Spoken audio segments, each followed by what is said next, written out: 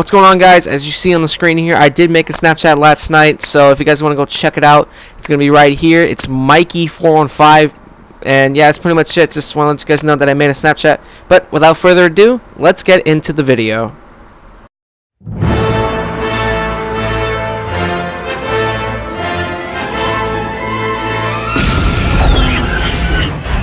What's going on, guys? It's MrUHOH here bringing you guys another video, and today I got myself a new video. This is our second episode of Storytime. Basically, what happens here is that I tell stories about what's going on in my life and what happened on the outside world. Today I got two stories for you guys, very interesting, and let's get started. Alright, so the first story I have for you guys is basically my reaction to Super Bowl 51. Oh, where do we even start on this one? Super Bowl 51 will go down as one of the greatest Super Bowls of all time, one of the greatest comebacks of all time, and one of the most epic collapses in sports history. If you didn't watch the Super Bowl, I'm going to tell you what happened. Basically, what happened was that the Atlanta Falcons, led by MVP quarterback Matt Ryan, were looking for their first Super Bowl in franchise history, and the second for the city of Atlanta, their second major sports championship. On the other side, you have the New England Patriots, led by Tom Brady and Bill Belichick, who were looking for their fifth ring together. And Brady, if he won that game, which he did, would pass Joe Montana and Terry Bradshaw with the most rings by a single quarterback ever. And so, 2 minutes left in the third quarter. It's 28-3 Atlanta. I'm thinking that this game is over, but you never bet against Tom Brady. Tom Brady is like the greatest of all time, and he can come back from being down a lot. I mean, back in 2013, he came back from being down 24 points to win a game against the Denver Broncos. But Sunday, he really proved that he is the greatest of all time with that epic comeback performance for the ages.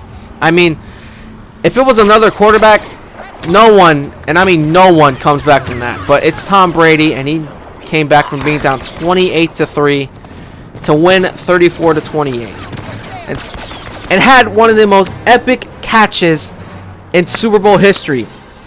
The Patriots, they have been a part of two catches that have been against them and cost them two Super Bowls. Both were against the New York Giants, but this time it was on the Patriots side when Julian Edelman made a catch that I thought was either going to get picked or just be another incomplete pass. But he caught the ball. Julian Edelman caught the football. I was like, you gotta be kidding me. How does Edelman catch that? Because I was certain that that was going to be an incomplete pass. Like, I was so certain. The score was 28-20 after the catch. Patriots just scored a touchdown in the 2-point conversion.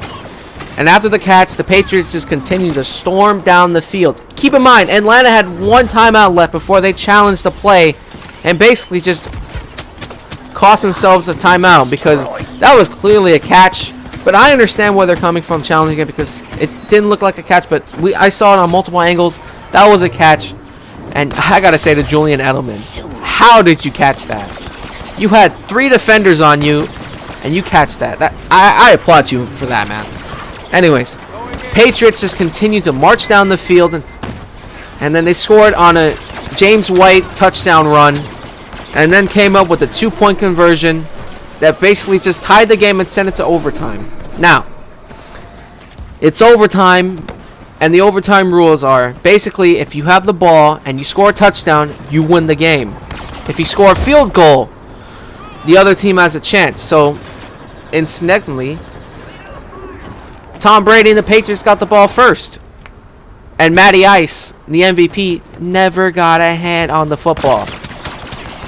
And the Patriots just marched down the field and ended the greatest Super Bowl comeback in history with a 2-yard run and won Super Bowl 51, giving Brady his 5th title, the name of the greatest of all time in football. Belichick, his 5th title. And for the Falcons, they just blew the biggest lead in Super Bowl history.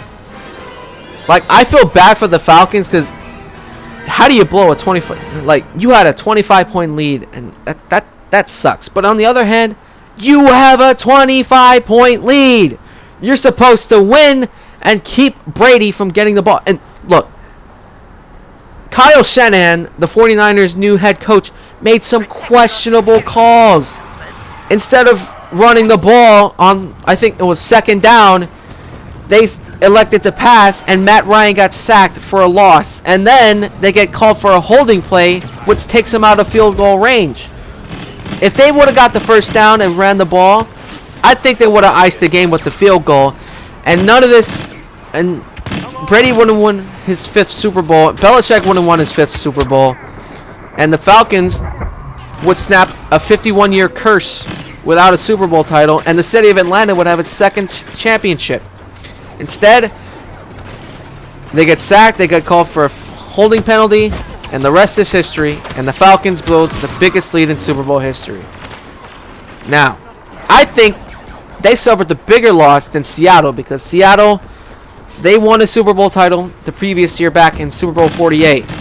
I'm talking about Super Bowl 49 that happened 2 years ago. They made arguably the worst play call in history, but that doesn't subsume the fact that they have the worst loss in Super Bowl history. That now belongs to the Atlanta Falcons. They blew the biggest lead in Super Bowl history. You're up 25, and instead of running, you elect to pass it, and basically everything gets, the momentum goes back to the Patriots. And the rest is history. The Falcons, let me say this to you. Next time, when you're in that type of situation in the Super Bowl, which I believe they're not even going to make it back until they can, they're not making it back next year. I'm saying it there. They're not making it back next year. After what happened, and by recent history, the Super Bowl runner-up has never made it back to the Super Bowl. Well, except the 1994 Buffalo Bills, but the Bills lost 4 straight Super Bowls. But Atlanta's not making it back to the Super Bowl. It's just a recent trend that's happened. It happened last year to the Panthers, and it's going to happen to the Falcons. Alright, so the next story I have for you guys is basically my high school career, basically how I've grown from that. So, it's the first day of my high school career, August 2013, and I was thinking to myself, how in the hell am I going to survive my first day? I know no one from there. No one from my old school went to the school I went. They all went to Balboa and Lincoln, Lowell, Wash. And I'm the only one who went to this charter school. I didn't know what to expect. So, I was like, scared. I was so scared. Like, I didn't know what to expect.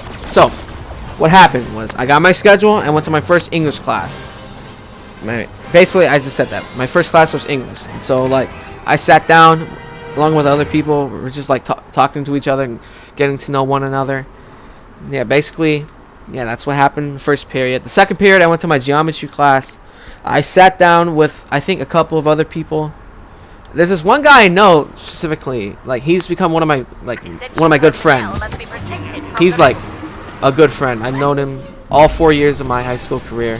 I consider him like one of my brothers, like one of my blood brothers. Well, not blood brothers, like one of my friends I like to call brother. And then third period rolled along. It was Spanish class, and let me just say this: 4 years of me learning Spanish, I still do not know jack shit. I mean, I do know some, but overall, I do not know anything about Spanish. That's what I'm saying. And then basically after that, environmental science, and then we had this class called leadership class, and after that we went to our advisory. We got to know one another in our advisory, and yeah, that's pretty much it. That was my first day, and ever since then I've been having a lot of fun my 4 years in high school. I mean, I've gotten along with everyone my 4 years, and they basically they're like a family to me. Like, they're like one big family, and it's gonna be very hard when I graduate and I won't see them on an everyday basis anymore. So it's gonna be very hard, but I'm gonna be strong. I'm not gonna cry. I'm telling myself right now, I'm not crying the day of graduation when I say goodbye to everybody. I'm just gonna be cool and all that. So yeah. Ever since that, Shit, I'm choking up here for a minute. Yeah, first day of high school. Since then, it's been fun. Been hanging out with like pretty much the same people I've been hanging around the past 4 years. Yeah, I've grown from the 4 years here because like my first day, I didn't know what to expect. Like, I didn't know who to make friends with. I don't know if they were gonna be nice or mean to me. But ever since the first day, I've made a lot of friends. Like, that's how I've grown. Just getting to know the people, like getting to know them well and becoming their friends. That's how I've grown. Alright, so in the next part isn't a story, rather a shout out to the close friends that I've known my 4 years in high school. I just wanted to shout them out just because, like, when we graduate, I'm not going to see them on an everyday basis. So I like to shout out these people right now just to know how much I love them. Alright, so I got these people that I wrote down, and I'm reading them out to you guys.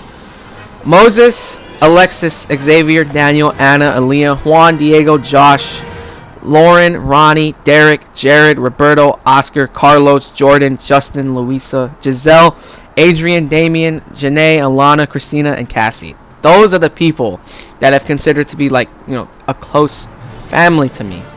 Like a close family, a second family to me. Like, we've known each other, most of them I've known each other for 4 years. Others transferred, and I've got to know them very well. And I just want to shout them out in this video just because, like, when we graduate, guys, we're not going to see each other on a daily basis. We're going to be doing our own things. So I just wanted to shout you guys out. And yeah, that's pretty much all I've got to say here. Alright, so that's going to end the video here. Hopefully you guys enjoyed. And yeah, I really don't know what else to talk about. But other than that, hope you guys enjoyed. Leave a like. Comment down below, subscribe if you're new, and I'll leave my last episode of Storytime in the description. And one more thing, the Resident Evil series, I've decided not to continue with it no more because, like, I don't know, it's just like a waste. Well, not a waste, I mean, I'm enjoying the game, it's just like I don't want to do it no more, so I've decided to end it. But I will probably do the end of Resident Evil 7 when I get to that part. I'm probably going to stream it. But anyways, hope you guys enjoyed. Like, comment, and subscribe again. Subscribe if you're new, leave a like, comment down below, and yeah, that's pretty much it. See you guys later.